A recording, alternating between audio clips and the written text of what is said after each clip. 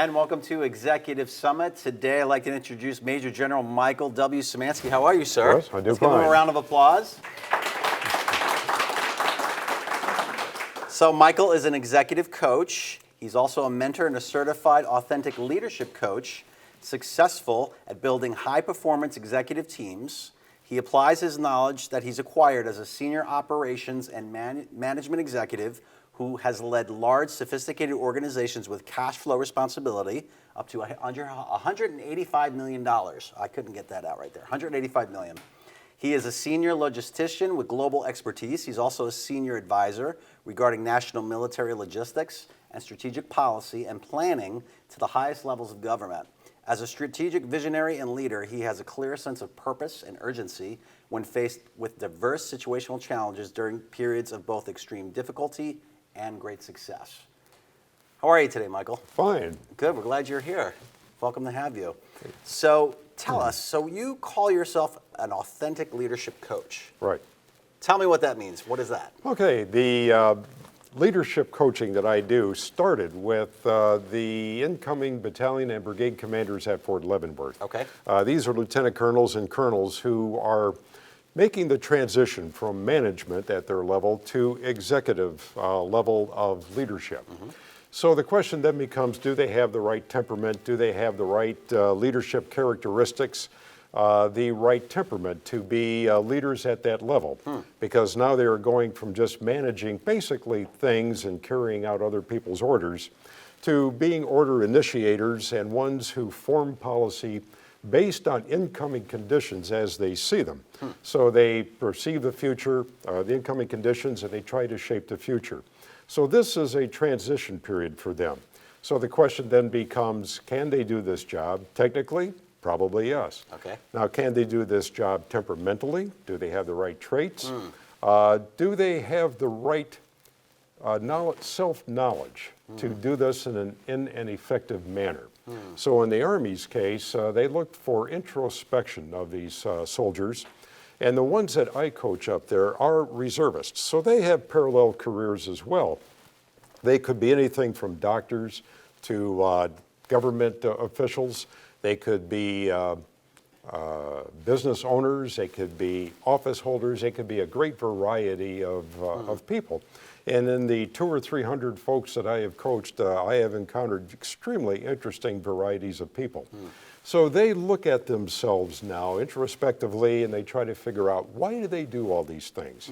Why do I have 2 careers? How do I handle all of that, plus have a family? Right. What drives me? What are my values? What is the purpose that I do this for? Now in industry, I also coach people at this level who are, again, making that transition from manager to executive. In that particular program, because it's run under a different contract by a different contractor, they are more interested in the leadership part of this, the interpersonal communications part of leadership, and not so much in the introspection type, which I would call intrapersonal communications, if you will, communicating with oneself inside one's head. But it is important to know why you do what you do, because if you lose your enthusiasm for what you're doing or you want to do something else, then of course you're going to drift.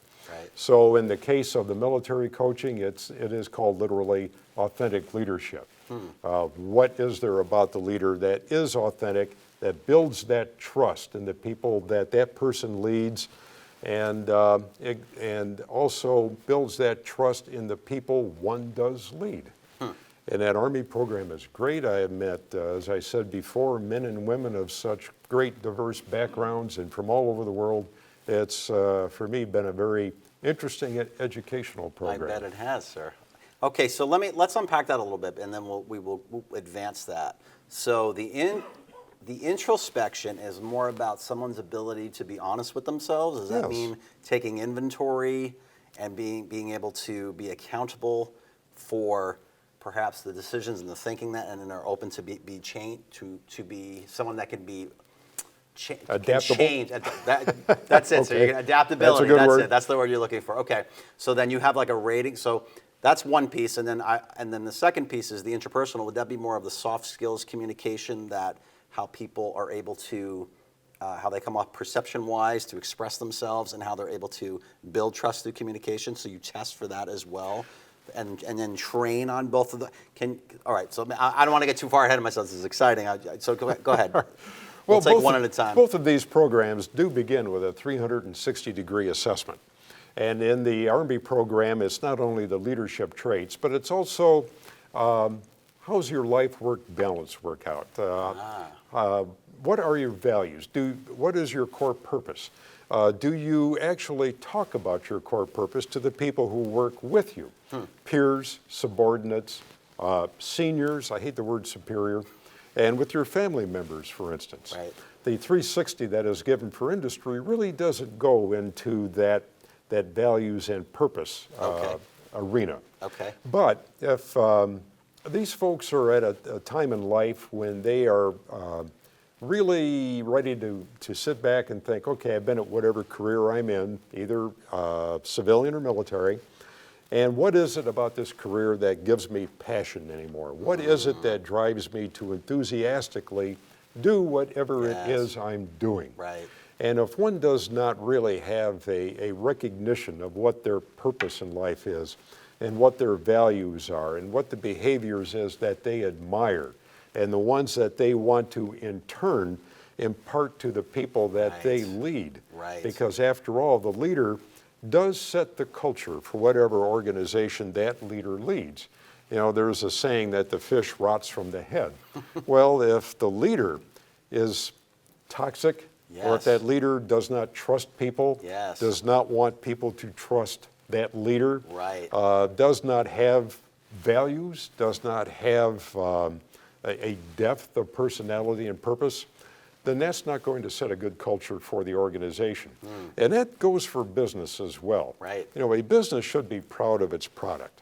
And if the business leadership does not impart that value, you know, everybody who works here, here is what we do. And you should be proud of it because it fulfills a need in this community, whatever that community is. Okay, so we'll do a little plug for your business right now. So let's say you're interviewing or someone's contacting you for executive coaching services, and how are you able to take your military experience, what may be a story, and then apply that to perhaps something in the marketplace where you see this? But of course, they have that foot in that, but perhaps our audience that maybe watches has no military experience, and someone may want to hire you. Where do you start with Well, it's not like just that? military, it's business as well. Throughout my business career, in doing business development and business relationships, I met hundreds of businesses. And I have met all of the people who work in there, whom I felt were fascinating. And the businesses had such a great variety. You could have anywhere from a one-man shop to a Boeing, Right. A huge publicly held company. I have dealt with folks who had a sole proprietorship. They were the sole supplier of whatever product they made. They were the king of their castle, and they had nobody to be accountable to. But yet, if you have a publicly held company, then certainly the leadership is accountable to somebody. Right. In this case, it would be to the shareholders. It would be to the board. And even if one was a sole proprietor, I would say, you know, what you need is a board of directors in your life. Who are people you can trust and go to for advice? Who would be your mentors? Who, importantly, would tell you what your unknowns are? If I was to mentor you, Chris, one of the important things would be to ask your mentor, what are the unknowns that I have to know about? Right. Now, Leonardo Da Vinci was perhaps arguably the most curious individual in recorded history. And he kept a journal, as people should. And in the margins of his journal was a list of things he did not know. And he sought, what is this? What should I know? Yeah. In the military, if I was a commander again in the military, I would say, all right, I have my commander's critical items of information. And these are basically assumptions that I have. In business, it would be, here's the assumptions I have about my marketplace. Here are the assumptions I have about my product. but I need to turn those assumptions into facts.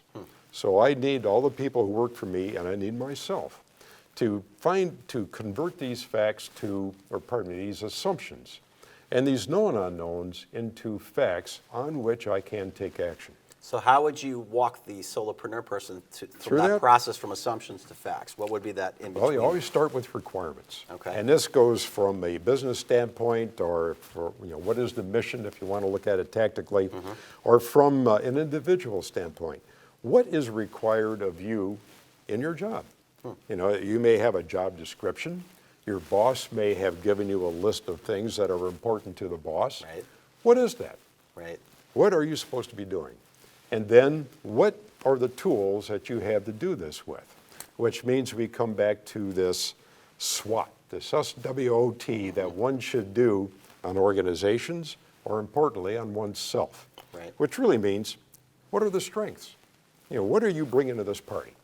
What do you do well that you want to continue to do well and build upon?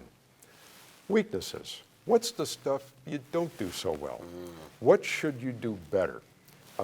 Do you delegate enough? Do you communicate enough? Do you communicate well? Do you communicate openly? If one does not, then that's a weakness that has to be corrected, a developmental area. And then what are the opportunities and what are the threats? If one has a new position, authority, you have responsibility, you have these tools that I just mentioned, what are the opportunities available to you to make use of those? And then what are the threats? What are the things that will derail or distract you from accomplishing that success? And one of the things I tell my leaders is, right at the beginning of taking over this new position of increased responsibility, increased authority, you'll probably have your best ideas right at the beginning. And you should write them down, because if you are a leader, you're going to tell the people you lead what your good ideas are. And I say, put that away in your desk drawer, but on your calendar, you want to make a mark a year from then to open that drawer and look at all those good ideas again and see how closely you've been able to stick to those ideas without being derailed, without being overcome by events, without being overcome by somebody else's values, typically a boss.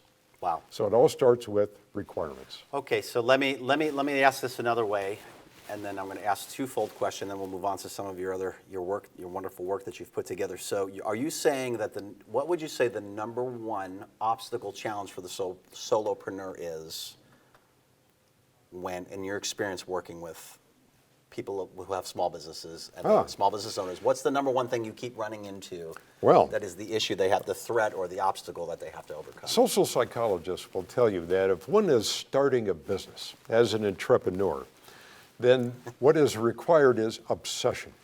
Okay. One must be absolutely obsessed with getting that business off the ground and being a success. You have to be just, maniacally focused on that at the beginning. Okay. Problem is when the business has matured, that obsession by the person who leads the organization now becomes a weakness. The greatest weakness, right? Exactly. Right. Now, if you look at how businesses have matured, you can read about these or hear about them on business news. Look how often the founding entrepreneurs get fired by boards after their businesses have matured. Because the talents, the strengths that they had at the beginning have suddenly become threats and weaknesses. So how do you help someone walk even from the beginning or midway when they're knee deep in the strengths turned on themselves? How do you advise someone like that? Someone they trust must tell them, okay, you have achieved the maximum good you've gotten out of your strengths. Interesting. You've got that. That's right.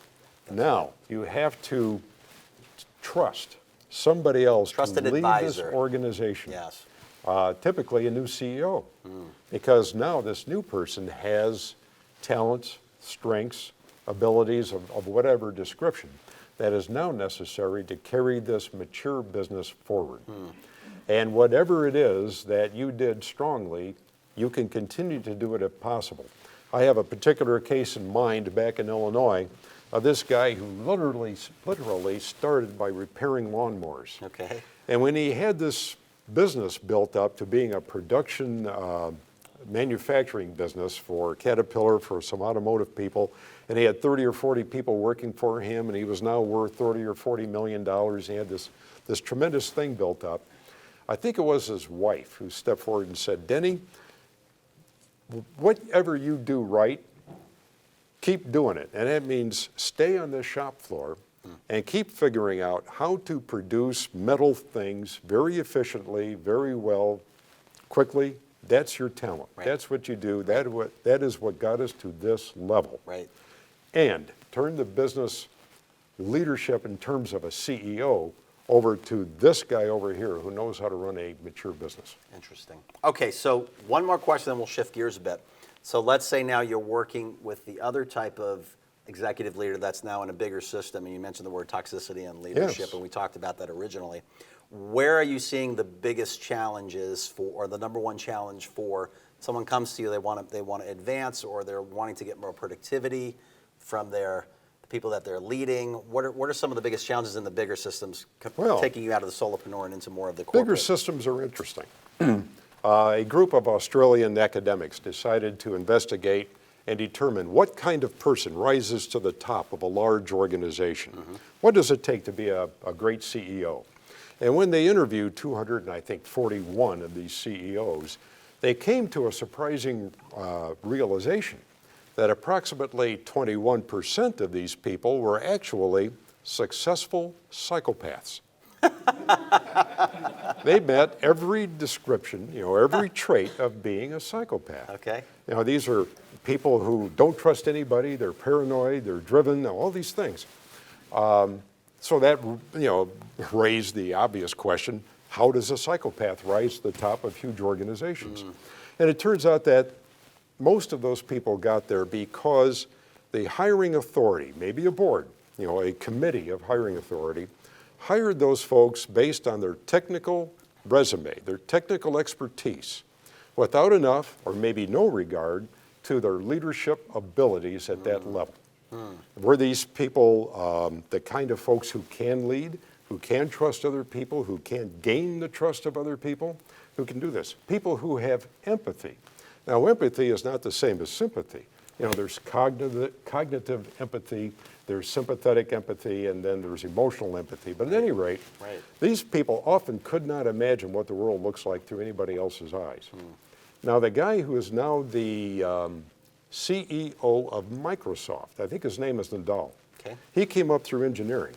And the interviewer asked him, what was the most difficult thing for you to learn as the CEO of Microsoft? And he said, empathy. Empathy.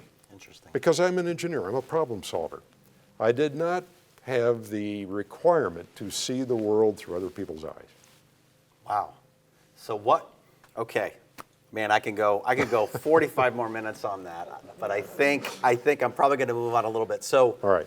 I'll ask you one last question about that. So this is very interesting. You've been 30 years you've been in this leadership coaching No, I've been leadership career. coach. Well, actually, since 1970, right? Since you entered into the military? Well, yes, in that sense. Yeah. How many decades of experience do you have doing this? A good leader does have to mentor, train, and coach the folks who work maybe not only with him, but also beside him, and to a certain degree, the people who are his seniors in rank and by most descriptions a boss. That is a requirement of leadership, and it's true. When I went to the 82nd Airborne Division in 1970, I was required to do that right from the get-go, which I thought was an extremely interesting thing to do.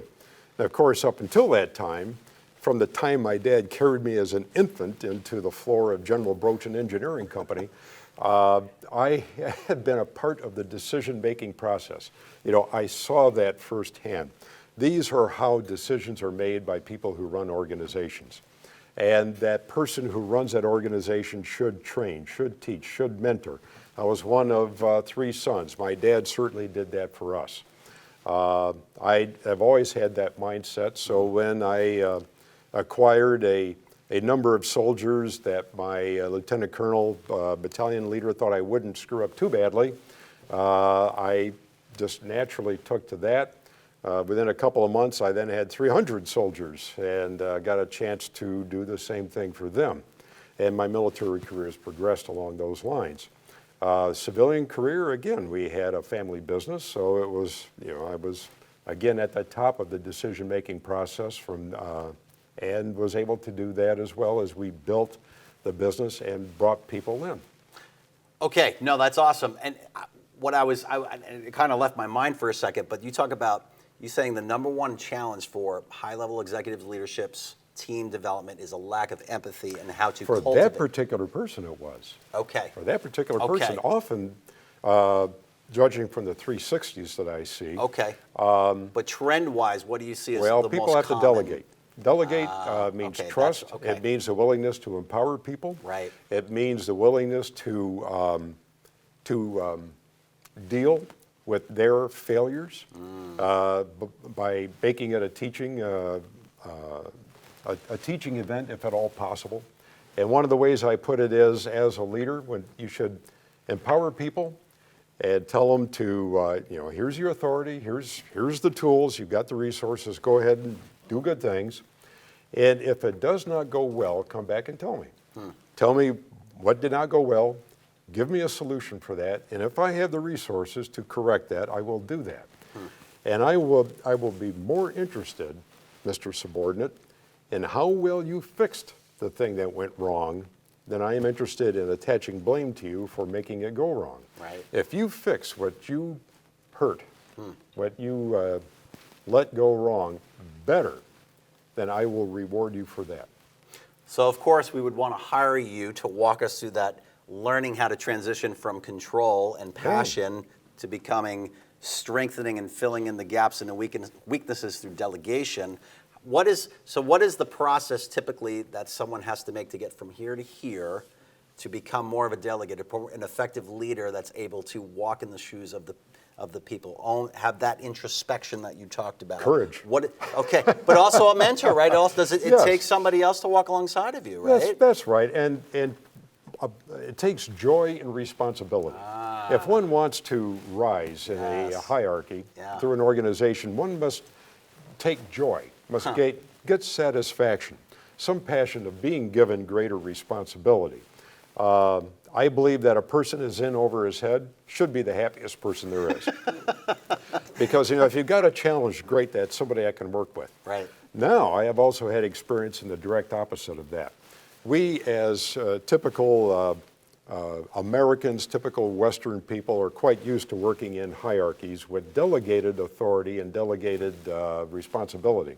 But I was a mentor in national logistics in Afghanistan. Those folks have a completely different view of the world.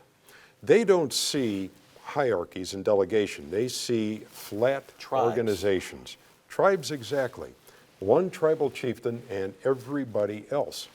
And a great example of that is if an American goes to the tool supply room in your typical American factory and says, I need these supplies to do this job out here on the shop floor. Whoever is in charge of that stock room will say, okay, that's a legitimate request. Here's whatever you need, nuts, bolts, whatever it happens to be.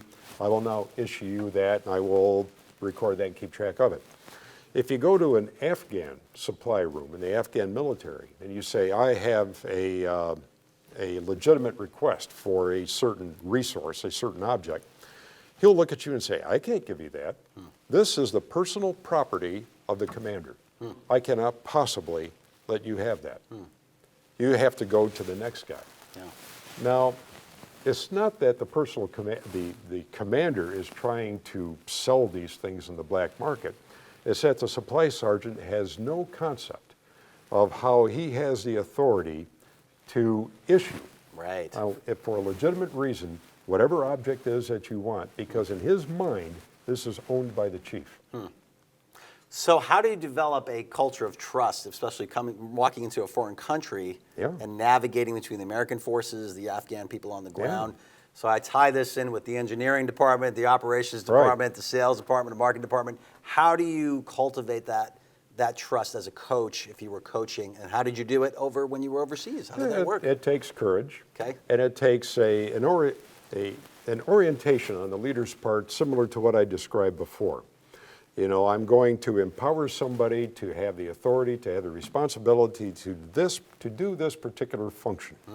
And then I will trust that person to do it, and I will reward success, I will correct failure, Right. and importantly, I will gain that person's two-way trust by trusting him.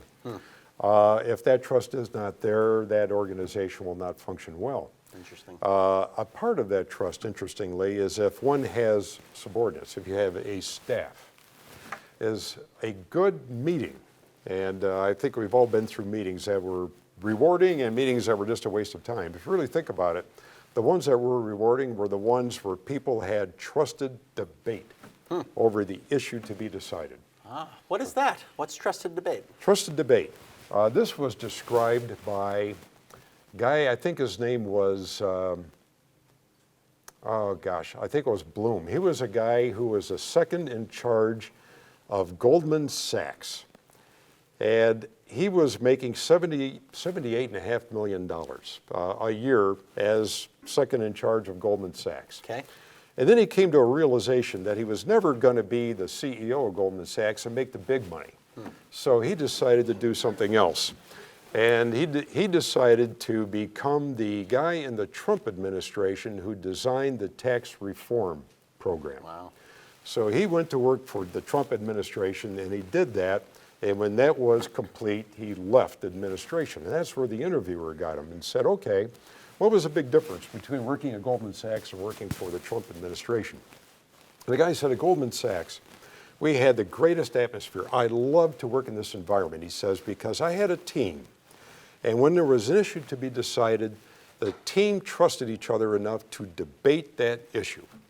And they would say, pros, cons, here's what we can do, here's what we can't do. Everybody So contributed. there's relational currency. Exactly. Right. So by the time it came for the leader to make a decision on this, he could say, okay, I have been persuaded to take this particular course of action. Now, you may have been in favor of it, and this fellow may have been not in favor of it. But he was willing to become an enthusiastic supporter of the final decision. But importantly, they debated this whole thing. He said, compare that to the Trump administration. He said there was no trusted debate among people. They were not there to work as a team. They were very, very much individuals.